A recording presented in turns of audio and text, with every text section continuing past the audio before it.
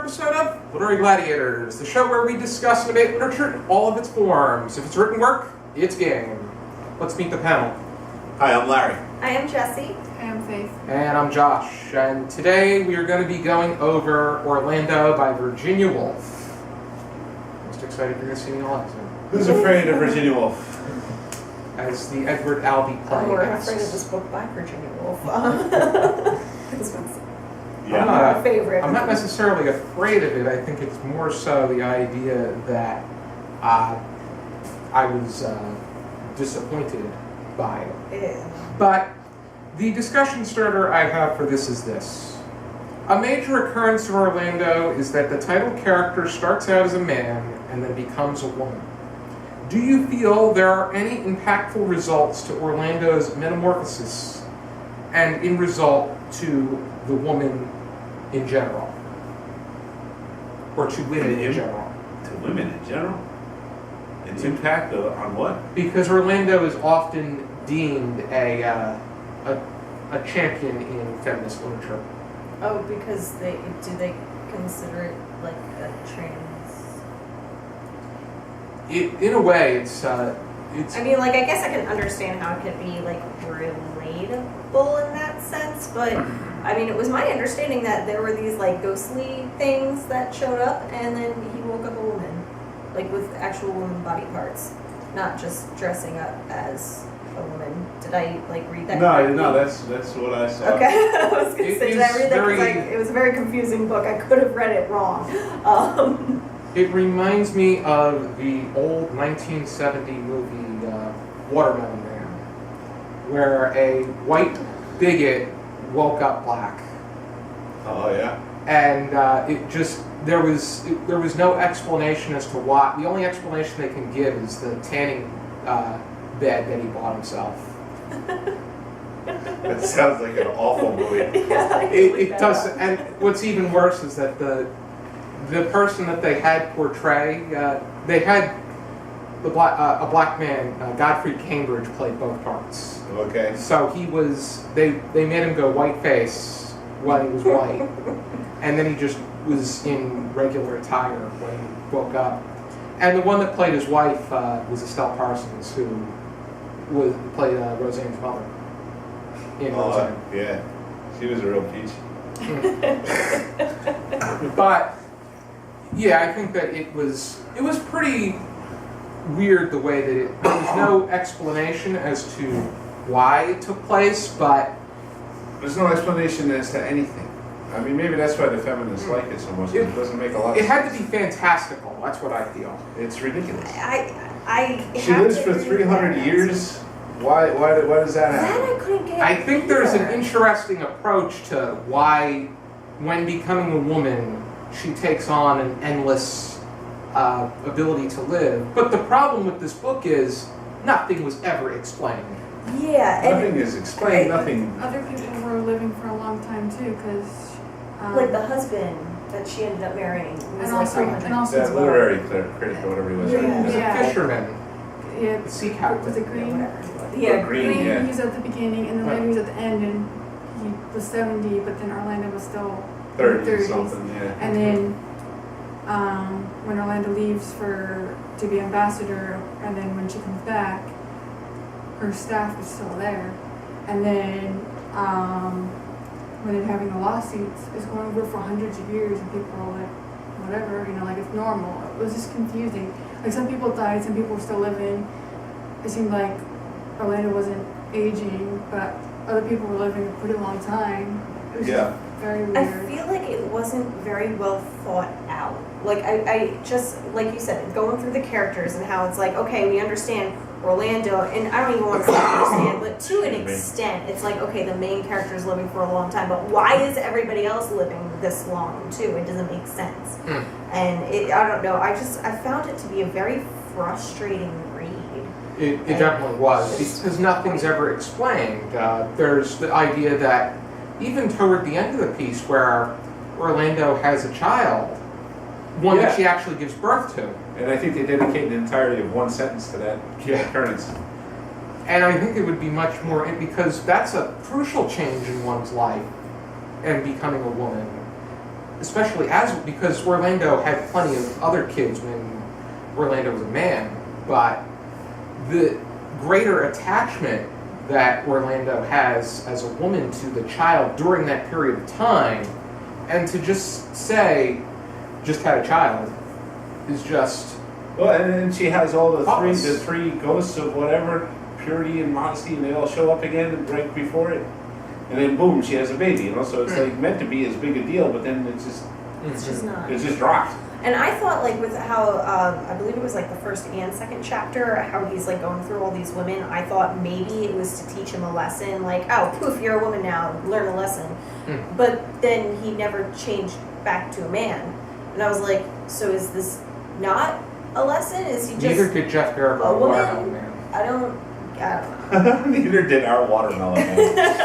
No. I also felt like the perspective was very aristocratic, like throughout the book, and then Orlando's just focusing on the writings. Like, Orlando's living for like, what, 300, 400 years, and the only war they mention is the one where he's ambassador, you know, the little In squares. Constantinople. Yeah, and then, like, because this goes to like, what, 1929 or so? Like, 1928, yeah. 1928, but there's all these wars that are never mentioned. Yeah, like from 1588 to 19. Yeah, and then Yeah. World War I, like so many men, so many people died. It would have been such a huge thing. We don't even talk about it. Just I felt- And that World War I had a great impact on Virginia Woolf. It was the fear of what would happen during World War II that caused her to commit suicide. And this is based off of a friend and lover that she had in Beta Sackville West. And a lot of the pictures of Sackville West are the same as Orlando as a woman. Because Orlando as a man really had somewhat of a feminine disposition and attributes to him. Only he had the brisk pieces of facial hair. Yeah. I don't know. I felt like he kind of struck me as like a man. Like, I mean, yeah, aside from his features, it was just like he was man going from woman to woman, from woman to woman. You know, I don't want to marry her because of this, and I don't want to marry her because of that, but I'm going to go sleep with the Sasha girl. And then as we're kind of going through it, apparently Sasha was really a man dressed as a woman, and then this guy's really a man dressed as a woman, and I think his name was Shell, or Shellmead, something like that. Like Shellmead, Marmaduke, Bomthrop, Shellmead. Apparently everybody's just dressed as the opposite sex, trying far to as I fool know- each other. As far as I know, the only why? the only Marmaduke I know is a dog. Yeah, exactly. I'm like, I don't know, I couldn't. It just seemed very aristocratic, just focusing on Orlando's writings, and it was just kind of boring too. Like, Oh, I have to- Orlando's living for 400 years and can't talk about anything else, but just some boring daily occurrences. The issue with Orlando is that when Orlando became a woman, there were great changes, but yet Orlando felt that she was attracted to all different, was attracted to both genders, and felt that love saw no gender. I know that there were laws against sodomy in Britain, but there was absolutely no action to go against the common reign. She just went along with things, and it was very boring. I think what else I found kind of shocking with it all is, like, he wakes up, he's a woman, and again, correct me if I'm wrong, because the way I read it, aside from people being like, wait, I thought you were a man, nobody really cared. It was just like, yeah, you're a woman. That makes total sense. You went to bed last night a man, you came down here a woman the next morning, like, all right, cool, let's go with it. And, like, aside from people just being like, oh, okay, they just went with it. And I don't understand why it was a big deal. I feel like, you know, it could have been something grand. You know, he wakes up a woman, he lives for 400 years. Like you said, talking about the wars, like, going, okay, this person's living for 400 years as a woman, like, this could have been something fantastic. And it was probably one of the most boring things I've ever read in my entire life. I think Virginia Woolf is known for being scholarly with her works and trying to make them critically complicated in that way where you're supposed to think. But I think that she's done a great job with her short stories in doing so, but something like this, she had a great opportunity to hit home, and unfortunately I don't feel she did so. That sounds like such a con. Oh, it's so intellectual. You can, if you don't love it, then you're just dumb. There's a lot of people that think that this is a grand champion. Yeah, feminists. I think that feminists and people that are looking to study gender, I think that they can get something out of this. But outside of that, I don't think it's for anybody else. Yeah, I don't know. Reading, I remember I was talking with you when I read, the synopsis, and I was like, oh, it's about the aristocrat, and this, and, okay, let's do it. I mentioned before we were taping, after every chapter, I jumped on SparkNotes and read a summary of the chapter because it was just the way it was worded. I found it very difficult to understand. And I don't know if that's just, I don't have a lot of experience with how, she words things or what, but I don't know, I just found it very difficult to understand, not only in the sense of what is going on, but just how it was written in general. It went way over my head, like the whole book. I felt like the narrator was telling and not showing, and that was a big part of it. I don't care what the narrator says, get to the point, and then most times it's just the narrator talking on and on. Wasn't it like he's mostly like, well, as a biographer, and since I'm the biographer, that was annoying. That's the biggest issue. I don't know if this book is a novel trying to be a biography or a biography trying to be a novel. I think it is a work that has an identity crisis. In more ways than one. But I tend to agree. I guess the idea that I got off a quick Wikipedia lookup was that this is supposed to be about that woman that you were talking about earlier. Obviously she was a real person, so she didn't live for 300 years. No. She was given a fictitious name. She started off as a man. Yeah, and then one day woke up magically a woman. So no, I agree with you. I can't tell either how to frame it. If it's a biography trying to be a novel or a novel trying to be a biography. Either way, it's just a mess.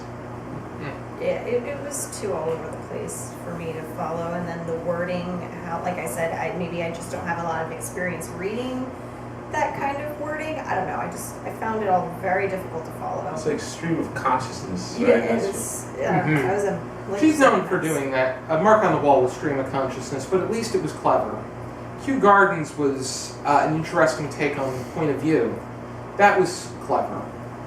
This is just so many, you're paving so many roads that have unexplainable dead ends. I feel like she kind of was like, oh, this would be a good idea, and this, and this, and this, and then threw it all together without any roadmap or plan or anything. Just like, oh, this would all be such a good idea, let's put it together in a book. And it was nothing. It's like not only is the character represented through a stream of consciousness, but it's like she just wrote it that way. With no plan at all, just once upon a time there was a man, blah blah blah blah blah blah blah, and became a woman, blah blah blah blah blah blah blah, something about a poem, blah blah blah blah blah, had a kid, blah blah blah blah, modern day, 300 years later, still alive. Final thoughts? Don't read it. On that note, let's give it a rating. 0 to 5 stars, half stars permitted. Larry. I will go 0 stars. I got nothing out of this, and I don't see a point to reading it.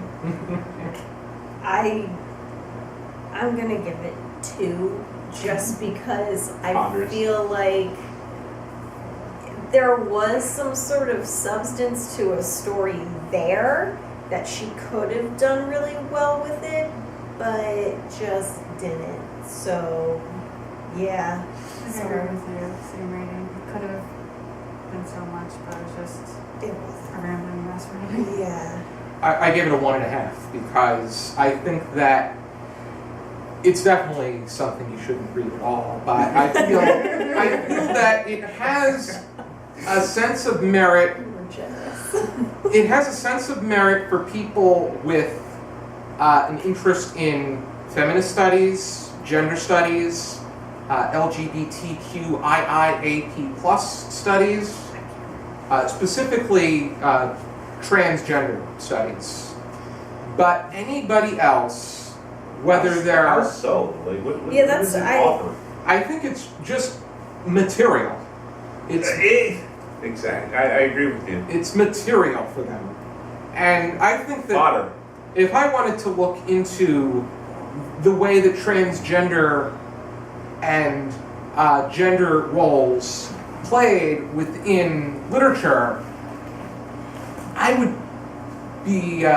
would consider picking this up again, but for no other reason. Who is the other? Back in season 5, I gave Arlene Sardine 0 stars. I was gonna say we were pretty generous with it. I wanted to agree with you, Larry, but I was like, nah, I gotta, it's Virginia Woolf. And, I mean, there was, like a story in there somewhere. A story, but you can't present. You can't just give this. You have to conclude your stories. It's like a sneaker. You could start. Once you start tying the shoe, you gotta complete the process. Otherwise, it makes no sense. Trip and fall. Yeah, you're only gonna trip. And This one I tripped really and did fell that. over this so many times. Like, I don't know. I did not. I couldn't wait for it to end. I didn't understand how it was going to end because I'm like, there's so many loose ends. Is she just gonna tie this up or forget about them? The ending was just Forgot about her husband came home. Yeah. So like I said, forgot about them. Just let them be loose ends. Already then. Didn't like it. If you're interested, and the key word being interested in picking this book up, maybe you have different ideas after this discussion, it's right here. You can find it in plenty of outlets. Go visit your independent bookstore, for Pete's sakes. That's what I'll say. Be sure to join us next time for another episode of Literary Gladiators. For now, keep reading.